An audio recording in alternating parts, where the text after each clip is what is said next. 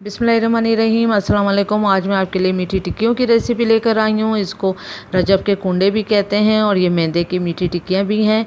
मैदा लिया है मैंने 4 कप यहाँ पर। पहले मैं कप का नाप आपको बता देती हूँ। ये देखें, ये कप है। इसी कप के बराबर मैंने चीनी लेनी है और सूजी लेनी है। जो भी चीज़ें लूँगी वो इस कप के नाप से। तो ये 4 कप मैंने मैदा लिया है लेवल करके ही मैंने सूजी ली है 1 कप। लेवल करके ही मैंने चीनी ली थी तकरीबन 2 कप और इसको फिर बाद में पीस लिया है।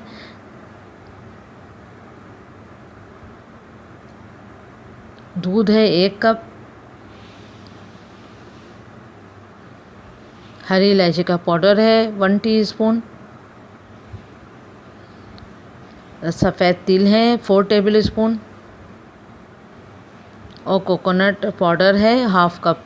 अगर खोपरे की गिरी है तो उसको भी कद्दूकस करके आप यूज़ कर सकते हैं। घी है पिघला हुआ 1/2 कप।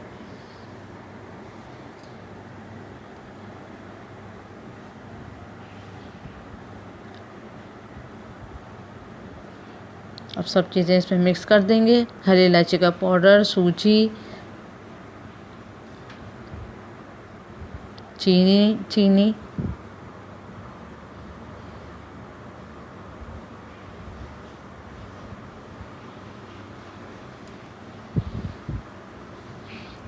तिल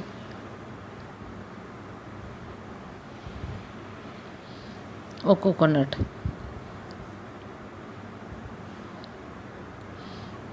थोड़ा सा इसको मिक्स कर लें।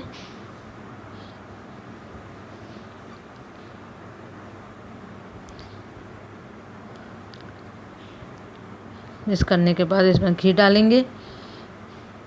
घी को भी अच्छे से मिक्स कर लेंगे। पहले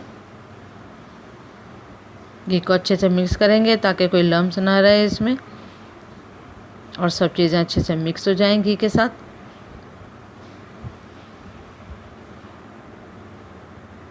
दोनों हाथों की मदद से इसको इस तरह से मिक्स करेंगे तो ये बहुत अच्छे से मिक्स हो जाएगा।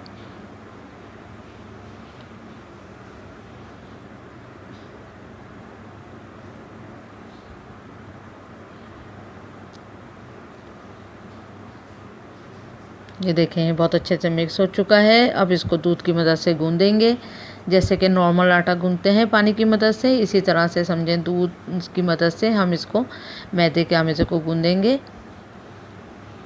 सिलो आपने दूध डालना है और थोड़ा कम 2 टेबल स्पून 1 टेबल स्पून के जितना दूध डालकर आपने इसको गूँधना है। थोड़ा सा हाथ सख्त करके गूँधेगा और ये आटा थोड़ा सख्त होता है, इसकी डो सॉफ्ट नहीं होती है, इसलिए थोड़ा ठहर के अगर दूध डालेंगे तो ये बहुत अच्छा गूँधेगा।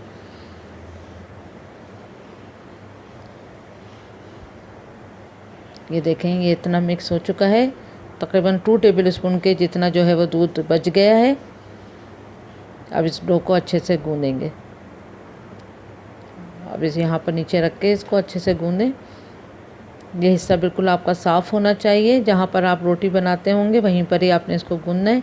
नीचे थोड़ा सा ऑयल या घी लगा लें और अब इसको हथेली की मदद से फुल फोर्स के साथ इसको इस तरह से हथेली की मदद से गूँधना है।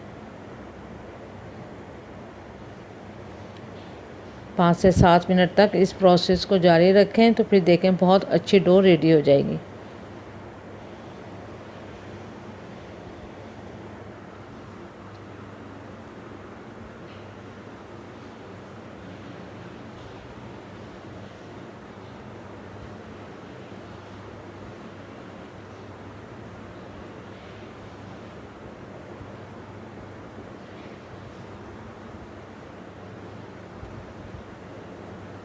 बस अब ये रेडी हो चुकी है। मलमल के कपड़े को हल्का सा सीला रहने दें, गीला करके खूब अच्छे से निचोड़ें। देखें थोड़ी सख्त डो है। जब तक वो सेट होता है आटा, हम इसको ऑयल को हमने गरम करने के लिए रख दिया है। मीडियम टू लो फ्लेम पे हमने इसको गरम करना है। अब उस पेड़े के 2 पेड़े बना लेंगे। एक पेड़े को आप गूंथते हैं इसको बेलना है। अब इसको बेलते हैं। आपने रोलिंग पिन पे भी ऑयल लगा लेना है और नीचे भी ऑयल लगा के और इसको बेलना शुरू करें।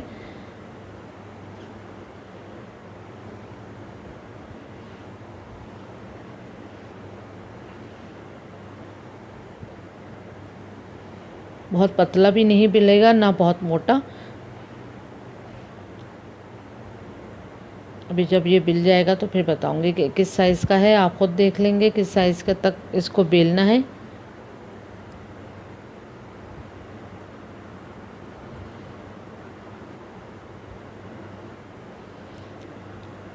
बस अब किसी कटर की मदद से या गिलास की मदद से आपने इस तरह से इसको काट लेना है टिक्कियों को।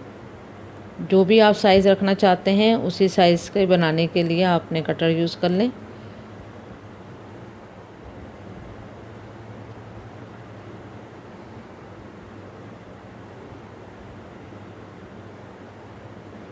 देखें ये इतनी बन चुकी हैं। अब इसको इस तरह से, ये देखें इस तरह से आराम से इसको अलग कर लेंगे। और इसको निकाल लेंगे। और एक थाल, किसी थाल में आपने ऑयल लगा लेना है, ग्रीस कर लेना है और फिर इसको उसमें रखते जाना है। आप साइज़ देख सकते हैं कि आप कितनी पतली या कितनी मोटी इसको बेलना था।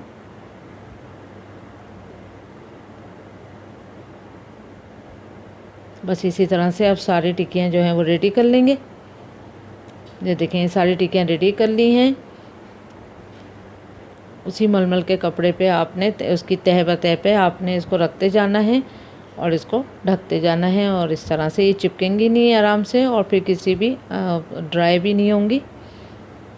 इसको ढक दें, फिर इसको आराम आराम से हम अब फ्राई करेंगे। देखें ऑयल जो है वो गर्म हो चुका है अच्छा। अब इसको 4 से 5 जो हैं टिक्कियों को ऑयल में डालते जाएंगे। और जो फ्लेम है आपने लो ही रखना है, क्योंकि ये हाई फ्लेम पे नहीं कुक करना है वरना ये कच्ची रह जाएंगी अंदर से। बस एक बार जब आपका घी जो ऑयल है वो गर्म हो जाएगा, फिर उसमें आप इसको लो फ्लेम पे आपने इसको कुक करते रहना है। थोड़ा सा पेशेंस से ही कुक करना होता है, स्लो स्लो, कि ऊपर से तो ये रेड हो जाएंगी लेकिन अंदर से फिर ये कच्ची रह जाएंगी।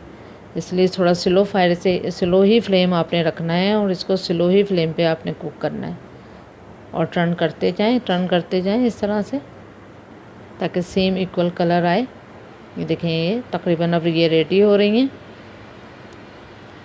इसको इस तरह से निकाल लेंगे और किसी छन्ने में ही डालिएगा, जाली वाले छन्ने में ही इसको डालना है, ताकि अगर इसका जो जितना भी ऑयल है वो नीचे जब बह जाएगा। ऐसे तो इतना नहीं होता है लेकिन जितना भी कुछ ड्रॉप्स होंगे वो भी निकल जाते हैं। इस तरह से अब सारी टिक्कियों को हम तल लेंगे। ये देखें इस तरह तैयार हो चुकी हैं सारी टिक्कियाँ। और ये देखें ये मैं इसमें ये ऐसे छन्ने में आपने रखना है टिक्कियों को, ताकि अगर जो भी ऑयल है वो नीचे बह जाएगा। ज़रा सा चंद ही एक ड्रॉप होते हैं, इतना नहीं होता। ये देखें ये तैयार हैं, आप ज़रूर ट्राई करिएगा। Thank you for watching. Like करें, सब्सक्राइब करें और शेयर करें।